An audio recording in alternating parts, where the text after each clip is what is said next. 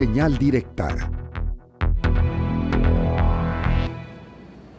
Bueno, viviendo en un país donde obviamente la actividad volcánica está a la orden del día y donde específicamente hay algunos volcanes que mantienen su actividad de manera permanente, es que hay personas que se dedican al tema del monitoreo, la investigación, el análisis de datos y bueno, muchísimos aristas más en cuanto a este tema para pues saber justamente lo que sabemos en este momento como población civil, una alerta amarilla en fase 3, que es como se encuentra en esos momentos el Popo o Don Goyo, como usted le quiera llamar o como usted lo conozca. Y justo sobre eso vamos a platicar con Blanca Velázquez Vigil, reportera de Corriente Alterna de la Universidad Nacional Autónoma de México, quien ha estado en contacto directo ya desde hace algún tiempo justamente con los vulcanólogos y con todos estos especialistas para saber de qué tanto es lo que se tiene que hacer para poder conocer e en algunos casos también prevenir con anticipación para poder alertar a los pobladores que se encuentran alrededor de estos volcanes. Blanca, ¿cómo estás? Buenos días. Hola, muy buenos días, Víctor. Muchas gracias. Oye, leía justo hace unos momentos, terminaba de leer tu trabajo Vigilantes de Volcanes, monitorear para prevenir, y bueno, no es algo nuevo en México, pero es relativamente reciente que se está haciendo un monitoreo ya más detallado hacia los volcanes.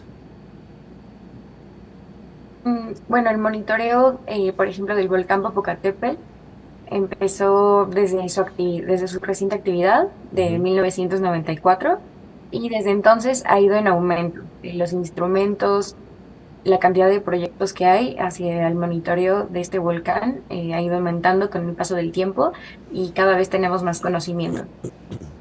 ¿Qué es lo que se tiene que hacer, como a grandes rasgos, Blanca, justamente para poder detectar la actividad volcánica y también cómo podemos comprender cuál es el trabajo que hacen, que realizan en estos centros de monitoreo para saber realmente si podemos, una, estar en riesgo como vecinos de los volcanes y la otra también cómo ir midiendo el tema de las fases? Bueno, el monitoreo de los volcanes se divide en varias partes porque al igual que las personas, los volcanes son seres complejos, ¿no? Cuando nosotros tenemos un problema de salud, vamos al doctor y además de hacernos, no sé, una observación física, a lo mejor nos manda a estudios, ¿no? Lo mismo sucede con los volcanes. Hay diferentes, podría decir, como parámetros que hay que medir, como por ejemplo se miden los sismos que pueden causar los volcanes, las cenizas, los gases, incluso la deformación del suelo.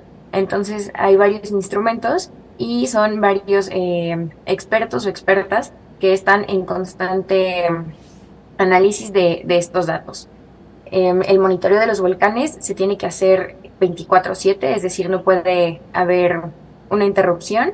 Y el monitoreo del Popocatépetl lo hace, además del CENAPRED, lo hace la Universidad Nacional Autónoma de México. Y, por ejemplo, con el volcán de Colima, lo hace la Universidad de Colima. Y al igual se apoya del CENAPRED. Entonces son varias instituciones que están vigilando a los volcanes. Blanca, ¿qué tanta afectación podría tener para la población para poder dimensionar también un poco más una erupción del Popocatépetl, por ejemplo?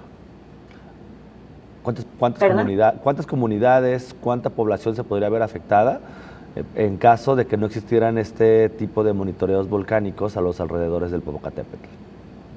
Bueno, por ejemplo, el caso más grave que hemos tenido en la historia reciente no es del Popocatépetl, pero sí es de otro volcán que está al sur de nuestro país, que es el volcán Chichonal. Ujú. Y hace ya casi 30 años fue la explosión de este volcán. Y como no existía un monitoreo en ese entonces, pues fallecieron 2.000 personas. Entonces, hay que recordar que en México 60% de la población es cercana a un volcán.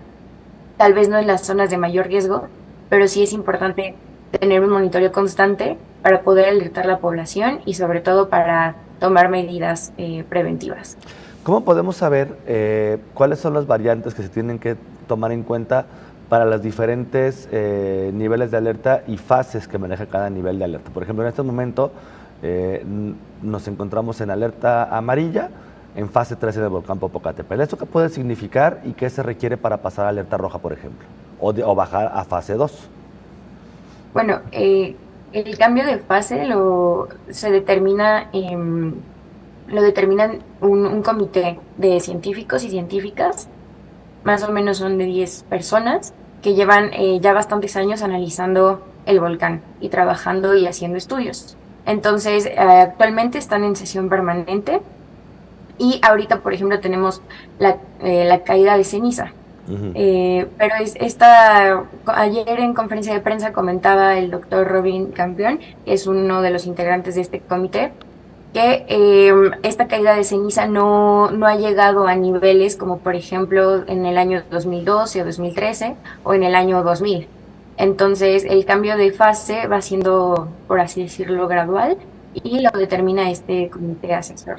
Oye, hay 46 volcanes activos en nuestro país, pero solamente 6 de ellos están siendo monitoreados de manera permanente, supongo que por su nivel de riesgo. No solamente, ya lo Así. mencionabas hace un momento, no solamente es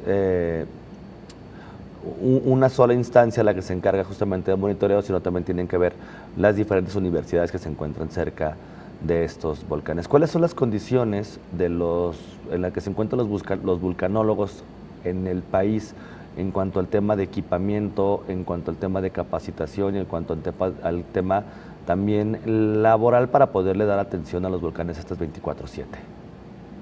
Bueno, actualmente en temas de equipamiento, los volcanes que tienen más instrumentos para su medición es el volcán de Colima y el volcán de Popocatépetl. El Popocatépetl tiene aproximadamente 40 instrumentos y el volcán de Colima aproximadamente 30 instrumentos. Okay. Los que le siguen es el volcán Tacaná, el volcán Chichonal, el Pico de Orizaba y el de San Martín Tuxtla. Dos están en Veracruz y dos están en Chiapas. Sin embargo, estos volcanes tienen muy pocos instrumentos, tienen de 5 a 10 instrumentos. Entonces, como ya mencionabas, pues se hace con diferentes instituciones, que sería en este caso la Universidad Veracruzana y la UNICACH de Chiapas. Y los recursos no siempre salen de una misma instancia.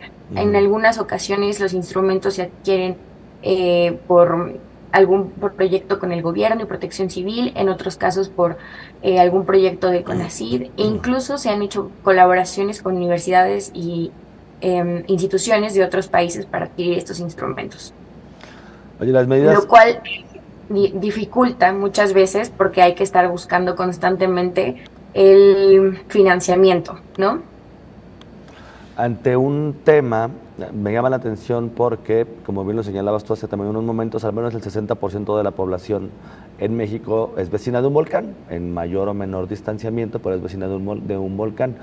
Eh, ¿Consideras que es algo a lo que no se le ha prestado la atención debida por parte de las autoridades gubernamentales en cuanto al tema de atención justamente de equipos y de preparación en el país?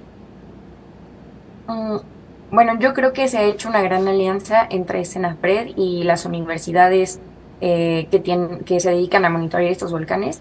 Sin embargo, creo que México es un país muy reactivo, ¿no? Reaccionamos cuando la emergencia ya está. Claro. Entonces, creo que aunque pase, no sé, este periodo de mayor actividad, deberíamos, como población, sobre todo, eh, pues solicitar a nuestras autoridades que le den más financiamiento a este tipo de monitoreo, porque pues es algo importante y Claro. no solo voltear a ver cuando ya está la emergencia, ¿no?